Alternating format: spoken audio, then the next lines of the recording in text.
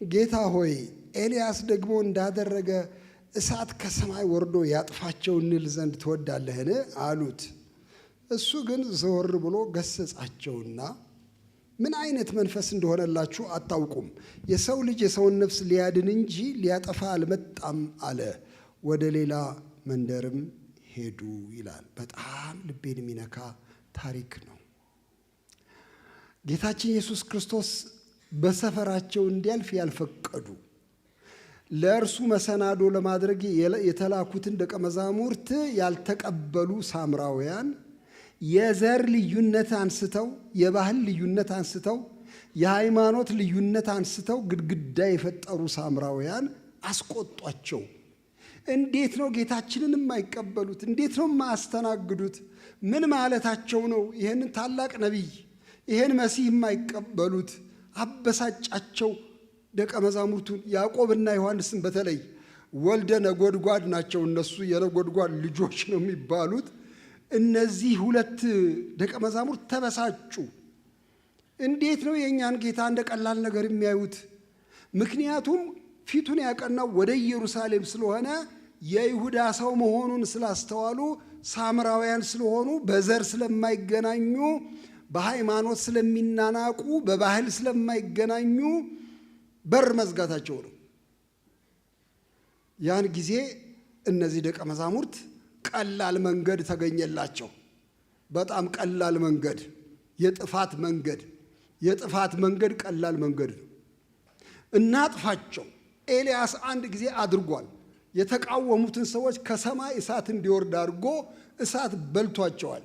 እነዚህንስ እንደሱ ብንልሳ አሉ። አንተ መካከላችን ነህ፣ አንተ ጌታችን ነህ፣ አንተ አለቃ ነህ፣ አንተ አዛዥ ነህ፣ አንተ ቻይ ነህ፣ ጉልበት አለ፣ ታምር ትሰራለህ። እሳት እንዲወርድ ብታደርግስ? አሁን ከሰማይ እሳት ወርዶ ቢበላቸውስ? እነዚህን ማጥፋት ቀላል ነው። የጥፋት መንገድ ቀላል ነው። ማዘዝ ብቻ ነው። እሳት ይውረድባችሁ ማለት ብቻ ነው። ጌታ ኢየሱስ ምን እንደተናገረ አስገራሚ ነው። የተናገረው ልቤን ይነካኛል። እናንተ ሰዎች ምን አይነት መንፈስ ነው ውስጣችሁ የገባው? የጥፋት መንፈስ፣ አውዳሚ መንፈስ። ስላልተቀበሉኝ እኔን ልባቸው ክፍት ስላልሆነ ላጥፋቸው፣ ላውድማቸው። የጥፋት መንፈስ ነው የምታስተናግዱት አእምሯችሁ ውስጥ። መፍትሄ የሚመስላችሁ ማጥፋት ነው። ችግር ተፈጠረ፣ አውድመው ነው መልሳችሁ። እኔ አውዳሚ አይደለሁም አላቸው። እኔ አጥፊ አይደለሁም። የተናገራትን ራሷን ቃል ላንብብላችሁ። እንዲህ ይላል፣ የሰው ልጅ የሰውን ነፍስ ሊያድን እንጂ ሊያጠፋ አልመጣም። ተልኮዬ ማጥፋት አይደለም። እኔ ከሰማይ የወረድኩት ላወድም አይደለም፣ ላድን ነው አለ ጌታ ኢየሱስ። ወንድሞቼ እና እህቶቼ፣ ጌታ ኢየሱስ የመጣው ሊያድን ነው። አሜን።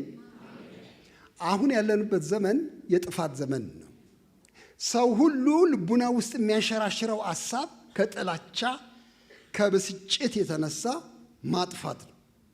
ይውደም ይጥፋ ነው የሚለው። ልባችን ውስጥ የሚንተገተገው እሳት ቁጣ ነው። ግን ወንድሞቼ እናቶቼ ልንገራችሁ፣ ሌላ መንፈስ ነው ይሄ። የጌታ መንፈስ ካለብን የኢየሱስ መንፈስ ሰውን ምን የሚያደርግ ነው? የሚያድን ነው። እስቲ የሚያድን በሉ። አዎ፣ ለማዳን የመጣ መንፈስ ነው። የክርስቶስ መንፈስ አዳኝ መንፈስ ነው እንጂ አውዳሚ መንፈስ አይደለም። እንግዲያው ይህን ልደት ስናስብ አገራችንንም ሕዝባችንንም ቤታችንንም ዓለምንም ስንመለከት ያለባትን ጣጣ፣ ያለውን የእርስ በርስ ጉሽሚያ፣ ያለውን ጥላቻ፣ ያለውን መከፋፋት ስናይ እንዲሁ አንዴ ዝም ብሎ ውድም ቢያደርገው ቢገላግለን እንላለን። ወንድሞቼ፣ ጥፋት አይገላግልም። የሚገላግለው መዳን ነው። እግዚአብሔር ይመስገን። ኢየሱስ ሊያድን መጣ። ስሙ የተባረከ ይሁን። እሱ እንዲያውም ስሙን ኢየሱስ ትይዋለሽ። ምክንያቱም ሕዝቡን ከኃጢአታቸው ምን ያደርጋቸዋል? ያድናቸዋል ነው። እንግዲያው አዳኝ ነው እንጂ አጥፊ አይደለም። ይሄ እዚህ የተከማቸ ሰራዊት የጥፋት መልእክተኛ ሊሆን አይገባውም። ይልቅ የድህነት መልእክተኛ እንድንሆን ነው የተጠራ ነው። መዳንን የምስራች ብለን የምናውጅ ሰዎች ነን። ኢየሱስ ክርስቶስ መጣ። ልደቱን በዓል መታሰቢያ እናከብራለን እንላለን። ይህ ግን አክብሮት የቀን አክብሮት አይደለም። ቀን አይደለም የምናከብር። ይሄንን አዳኝ ነው የምናከብረው። ሊያድን የመጣውን ጌታ ነው የምናከብረው። እንግዲያው የድህነት ቃል ነው ካፋችን ሊወጣ የሚገባው፣ የእርግማን አይደለም። የሚገርማችሁ እርግማን ሩቅ እንዳይመስላችሁ። ይኸው ከጌታ ጋር ያሉት ያዕቆብና ዮሐንስ የቅርብ ሰዎች ናቸው። ረጋሚዎች እኮ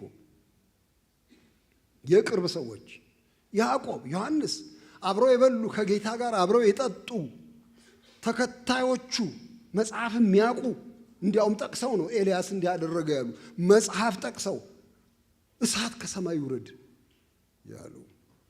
እባካችሁ እሳት አውራጆች ብዙ ናቸው። እናንተ የዚያ አባል አትሁኑ።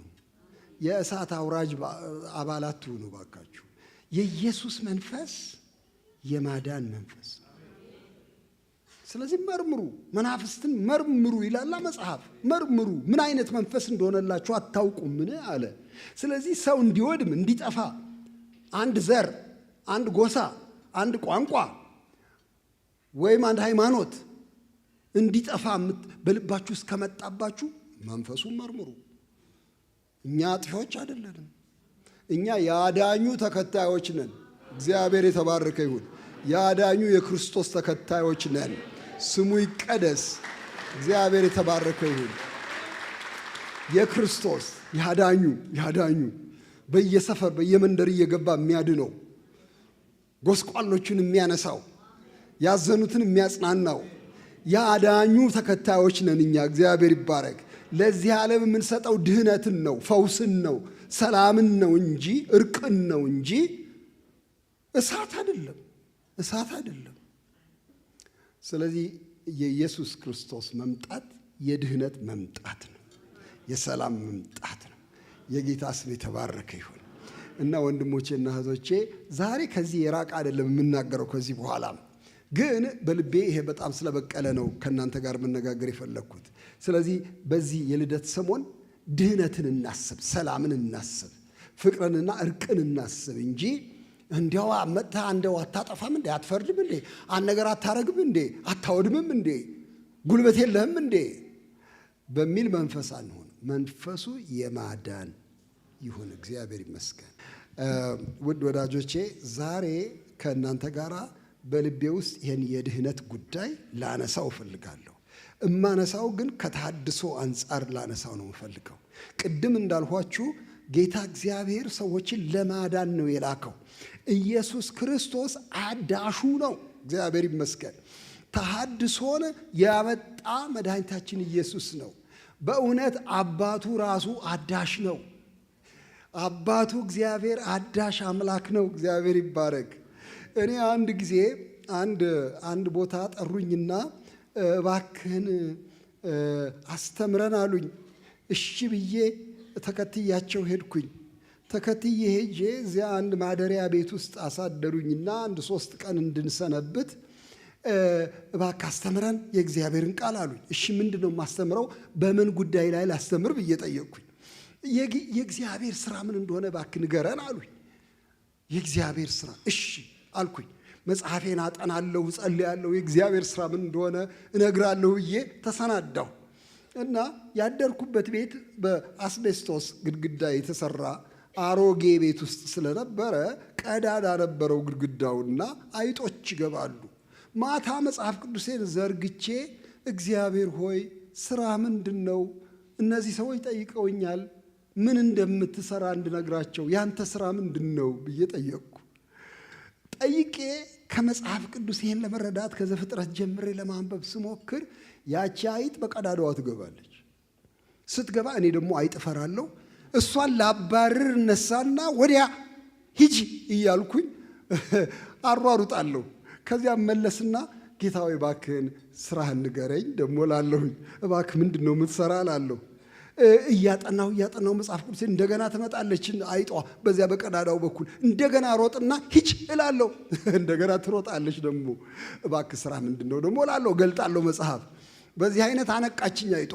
እስከ ሌሊቱ 9 ሰዓት ድረስ እግዚአብሔር ወይ ምንድነው የምትሰራው? በኋላ ዘፍጥረት ላይ በጣም የሚያስገርም ነገር አገኘው።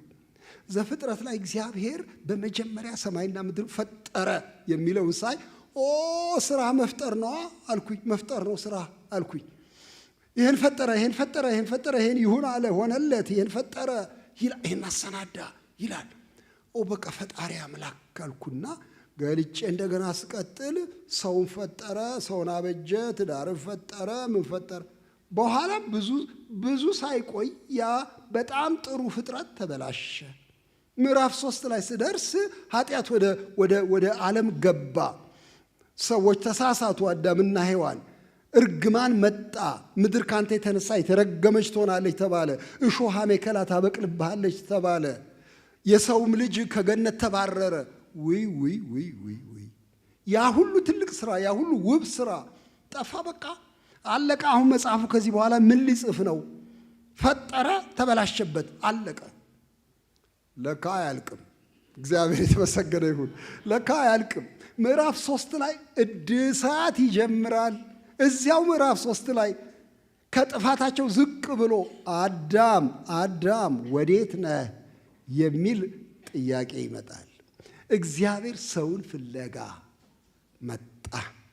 የአዳምን መከራና አበሳ አይቶ መጣ። አዳም አልጠየቀም፣ እግዚአብሔር ጠየቀ። ወዴት ነህ ብሎ መጣ ወደ ሰፈሩ።